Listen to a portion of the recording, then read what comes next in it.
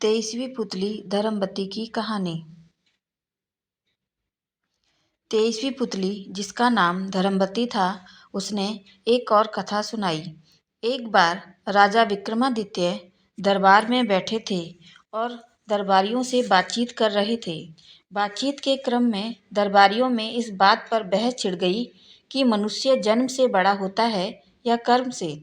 बहस का अंत नहीं हो रहा था, क्योंकि दरबारियों के दो गुट हो चुके थे। एक कहता था कि मनुष्य जन्म से बड़ा होता है, क्योंकि मनुष्य का जन्म उसके पूर्व जन्मों का फल होता है। अच्छे संस्कार मनुष्य में वंशानुगत होते हैं। जैसे राजा का बेटा राजा होता है, उसका व्यवहार भी राजाओं की तरह रहता है। कुछ दरबारियों का मत था कि कर्म ही प्रधान है।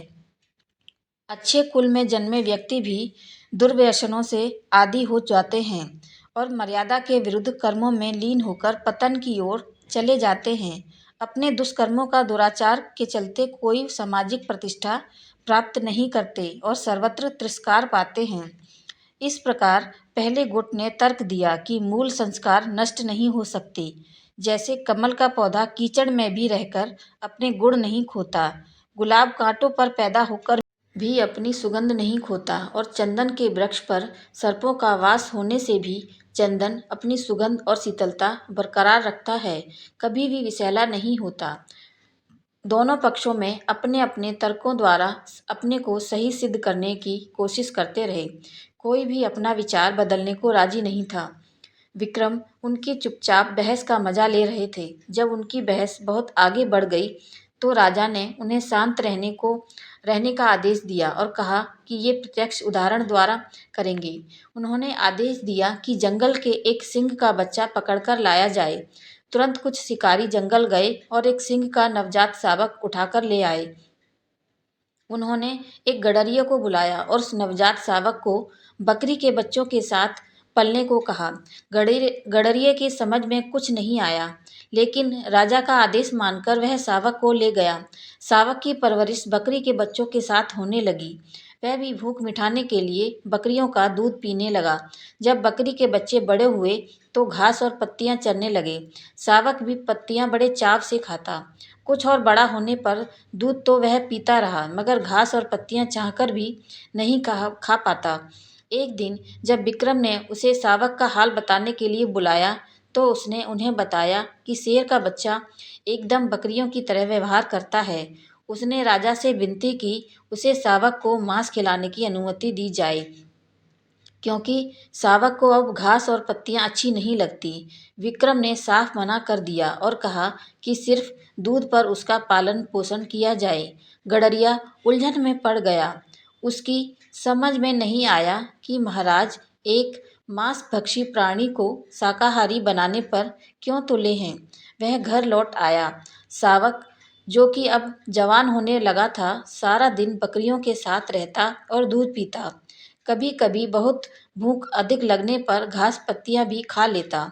अन्य बकरियों की तरह जब शाम में उसे दरबे की तरफ हाँका जाता तो वह चुपचाप सर झुकाए बढ़ जाता तथा बंद होने पर भी कोई प्रतिरोध नहीं करता।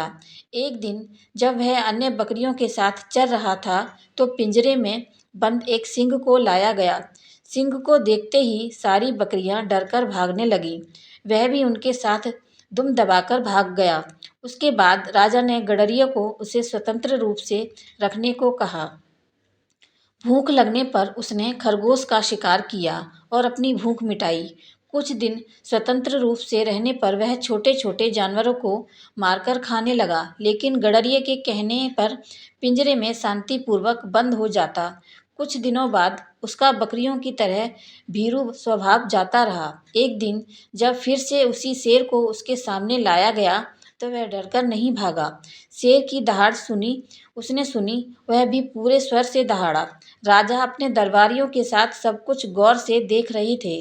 उन्होंने दरबारियों को कहा कि इंसान में मूल प्रवृत्तियां शेर के बच्चे की तरह ही जन्म से होती हैं। अवसर पाकर वे प्रवृत्तियां स्वतः उजागर हो जाती हैं, जैसे कि इस शावक के साथ हुआ। बकरियों के साथ रहते हुए भी उसकी सिंह वाली प्रवृत्ति छिप गई थी, मगर स्वतंत्र रूप से विचरण करने पर अपने आप प्रकट हो गई। उसे यह सब किसी ने नहीं सिखाया, लेकिन मनुष्य का सम्मान कर्म के अनुसार किया जाना चाहिए। सभी सहमत हो गए, मगर एक मंत्री राजा की बातों से सहमत नहीं हुआ। उसका मानना था कि विक्रम राजकुल में पैदा होने के कारण ही राजा हुए, अन्यथा 7 जन्मों तक कर्म करने के बाद भी राजा नहीं होते। राजा मुस्कुराकर रह गए। समय बीतता रहा। एक दिन उनके दरबार में एक नाविक सुंदर फूल लेकर उपस्थित हुआ। फूल सचमुच विलक्षण था और लोगों ने पहली बार इतना सुंदर लाल फूल देखा था। राजा ने फूल के उद्गम स्थल का पता लगाने भेज दिया। वे दोनों उस दिशा में नाव बढ़ते गए जिधर से फूल बहकर आया था। नदी की धारा कहीं अत्यधिक संकरी और तीव्र होती जाती, कहीं चट्टाने के ऊपर से बहती थी। काफी दुर्गम रास्ता था। बहते बहते नाव उस जगह पहुंची जहां किनारे पर एक अद्भुत दृश्य था। एक बड़े पेड़ पर एक योगी जंजीरों से उल्टा जकड़ा लटका हुआ था। जंजीरों की रगड़ से उसके शरीर पर कई गहरे घाव बन गए थे। उस घाव से रक्त चू रहा था, जो नदी में गिरते ही रक्तवर्ण पुष्पों में बदल जाता था। कुछ दूरी पर ही कुछ साधु बैठे तपस्या में लीन थे। जब वे कुछ और फूल लेकर दरबार में वापस लौटे, तो मंत्री ने राजा को सब कुछ बताया। तब विक्रम ने उसे समझाया कि उस उल्टे लटके योगी को राजा समझो और अन्य साधारण मनुष्य दरबारी हुए। पूर्व जन्म का यह कर्म उन्हें राजा या दरबारी बनाता है। अब मंत्री को राजा की बात समझ आ गई। उसने मान लिया कि पूर्व जन्म के कर्म के फल के रूप में ही किसी को राजगद्दी मिलती है। मेरी ये कहानी आपको कैसी लगी, मुझे कमेंट करके ज़रूर बताएं और मेरे चैनल को लाइक शेयर और सब्सक्राइब जरूर करें। धन्यवाद।